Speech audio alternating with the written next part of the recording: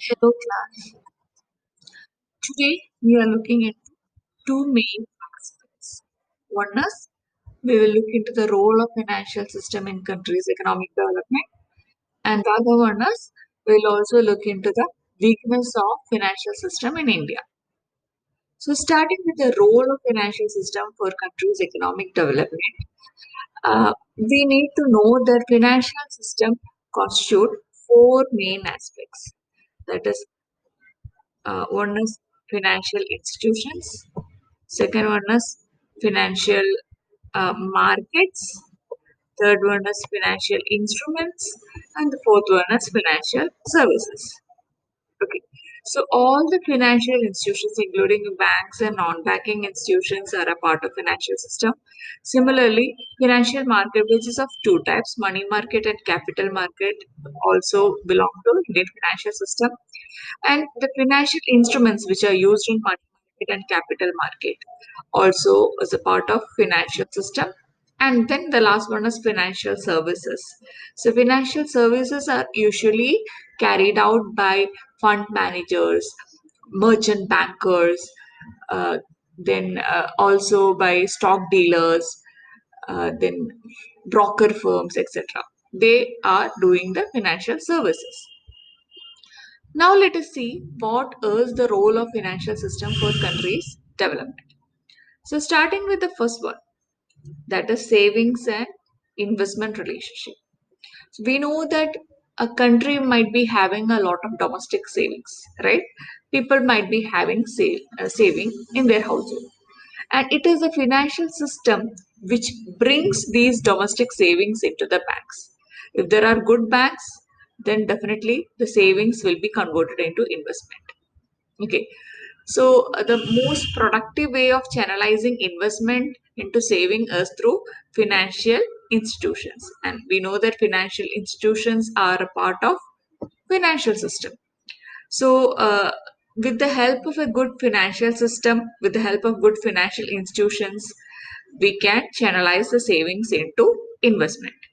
Okay, because the financial institutions provide interesting rate of interest. Okay, so this way they will induce the domestic saving into investment. So people invest in fixed deposit, or they invest in post office savings because we have good financial institutions. Otherwise, this will be ended up as domestic saving. Second thing is it helps in the growth of capital market. So capital market has uh, instruments such as bonds, shares, debentures, etc. And with this, they purchase fixed capital. Okay, fixed capital is that part of the capital which is used for fixed assets like plants, machineries, building, land, uh, then other infrastructure needed for the factories, etc. And then there is also working capital, and working capital is used for day-to-day running, such as for giving salary, then paying for raw materials, then maintenance, small things. So the working capitals are obtained through money market, whereas fixed capital, that is long-term capital, is raised through capital market by the issue of shares, debentures, etc. So we know that financial system helps in the growth of capital market as well as in the growth of industries. Okay, so that is the next thing. And then let us see how it is helping the foreign exchange market. There is a mistake in the numbering here. This has to be number three. So foreign exchange market is also supported by the Indian financial system. Foreign exchange market is not a part of Indian financial system. Okay, it is a foreign sector market where the borrowers, where the importers and exporters, that is the foreigners and Indians meet. Okay, so it's a virtual market where the uh, buyers and sellers of foreign exchange meet. So it is not in India, or it does not constitute under the Indian financial system, but the help or the services provided by Indian financial system helps the foreign exchange market. Now let us see how it is being done. First thing is, all the exporters and importers in India will get assistance from, or they'll get fund from Indian financial system, because they get it from the banks, right? They get money or they get loans from the bank, so they can raise fund. And second thing is, the banks will also lend to many type of customers in the form of foreign currencies. So this way, the uh, financial institutions are also helping the foreign exchange market. Okay, and this way, the investment can be raised for foreign exchange market also, and the foreign exchange requirements can be met. That is the role of financial system in contributing towards foreign exchange market. Now, the government securities market. The government securities are of two types: bills and bonds. Of this, bills is in money market and bond is in capital market. That is, bills are for short terms and bonds are for long term. So we know that the financial system helps both the government securities market by providing venues where bills and bonds can be sold. Okay, so this way the government will get a lot of opportunity to get fund. This way the government can meet their credit requirements, which is carried out for the development of the economy. Then we have the next point, which is infrastructure and growth. And we should be knowing that many large scale industries such as coal industry, power and oil, etc., depends upon financial sorry, it depends on the banks.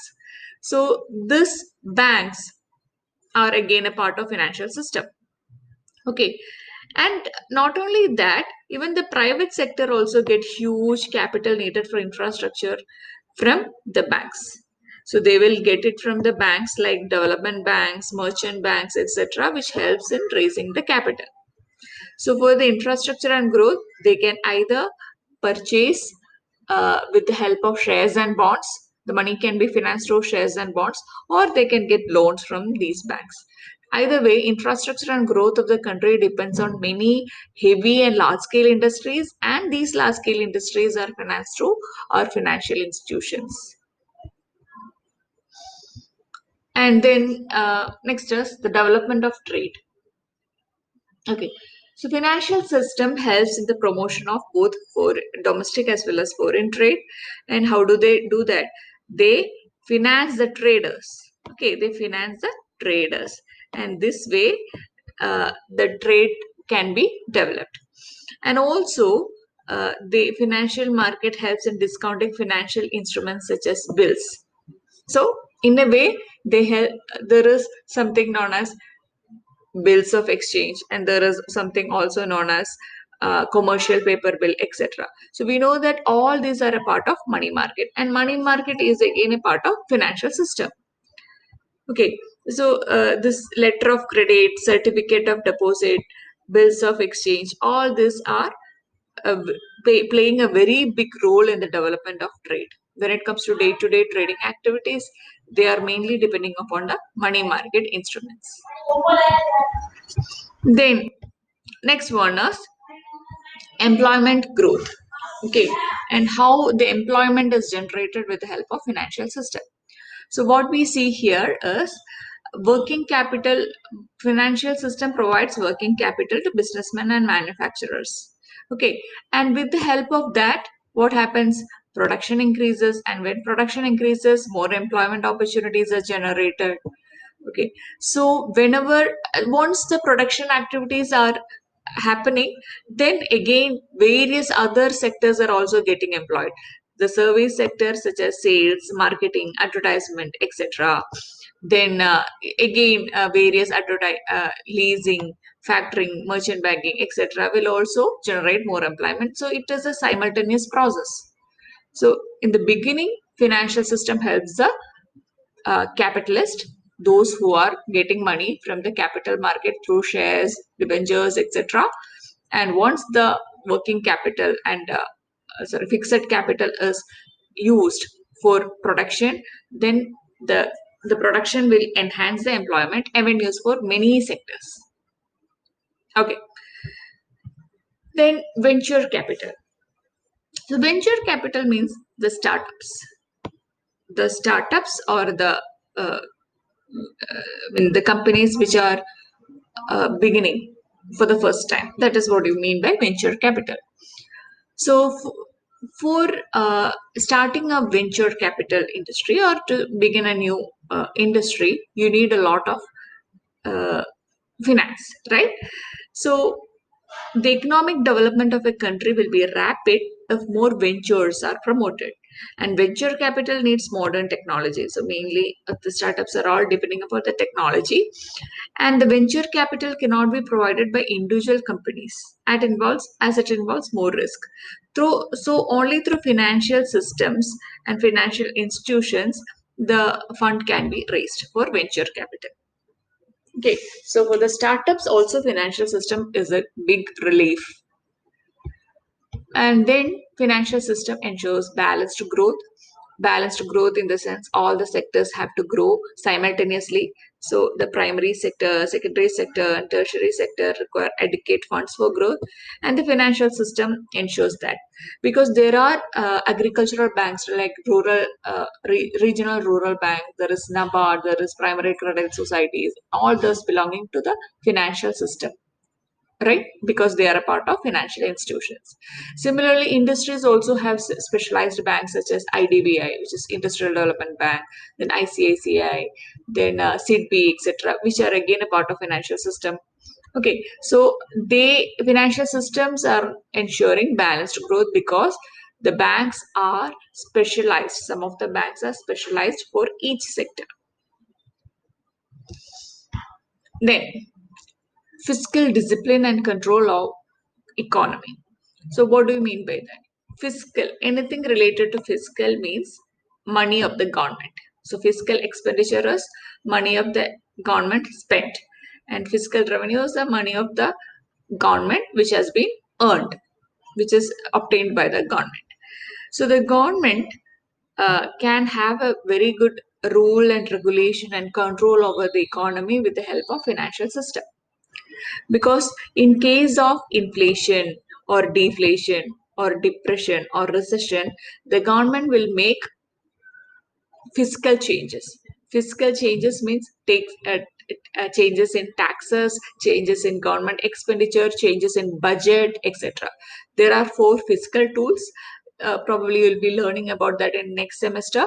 But you should be knowing that anything related to the government tax or anything related to the government expenditure, budget, or borrowing are related to fiscal policies. They are known as the fiscal tools or fiscal instruments. So the government can have a very good fiscal policy only if we have a very good financial system, because the taxes, the revenues, the expenditure, the budget can have a very good impact only if the financial system in India is well organized. Okay, so what it's said here is when there is an inflation or depression, the government should uh, keep the industries protected through adequate policy. Okay, now what the financial system does is financial system will help the government to raise adequate resources to meet its financial commitment. So if the government needs money, okay, if the government needs money to tackle problems such as inflation or depression, it needs financial resources, and the financial resources can be obtained by the financial institutions, right? And also the government can raise funds through treasury bills and bonds, which are again a part of financial system. And also, if the financial system is good, the growth of black money can be minimized. There can be proper legislation for the cheaters, for uh, those who are trying to take the money out of the country's boundary, or the kind of unaccounted money can be identified if we have a good financial system. So that is how it can control our economy and also can bring out the discipline in the government's administration. And then you have financial systems role in balanced regional development. So there are some regions which are very, very popular, very well developed, like some of the places in Mumbai, some of the places in Delhi, where there are some also some backward areas also. So the backward areas need special attention. So what the country, so what the financial system does is it ensures balanced development. And how can it do? It does with the help of banks, which is especially located in rural areas. Okay, because there are regional rural banks and primary credit societies, etc., so that it can ensure that even the backward areas are getting due attention, they are getting ample credit facilities, etc. So they are we are also the financial system is also giving them an opportunity for development by providing them credit. Okay. Then the other points are attracting foreign capital, because if country has a good for financial system, then automatically the foreigners will be interested. Okay, so they will be giving us the FDI, because country need good financial system, banks and services to attract FDI. Then financial system are also help uh, they also help to promote economic integration.